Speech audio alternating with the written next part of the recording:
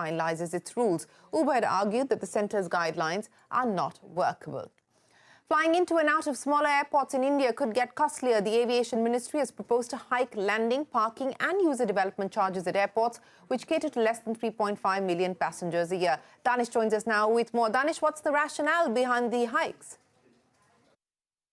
Well, if you're planning to travel from a smaller airport, then your air travel is likely to get expensive in a few days, as the Ministry of Civil Aviation has come out with a draft concept paper which talks about a hike in various kind of fees. Well, according to this draft concept paper, the central government has recommended to hike the parking as well as the handling fees by 30%, and the draft paper has also recommended to increase the user development fee by at least 4 times. Well, according to this paper, if approved, the new rates will be applicable to those airports that cater to 3.5 million passengers every year. And the paper also talks about dividing the airports in 3 different clusters. According to those clusters, the cluster 1 will include those airports that cater to 0.1 million to 1 million passengers a year.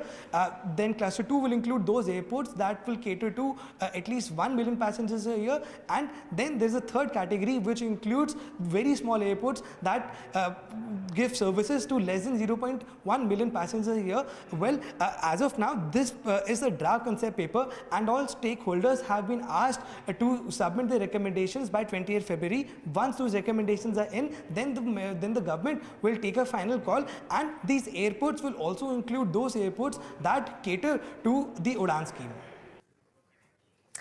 Daanish, many thanks for joining us. We will head into a break, but when we return, there is a lot more that we have for you. Stay tuned.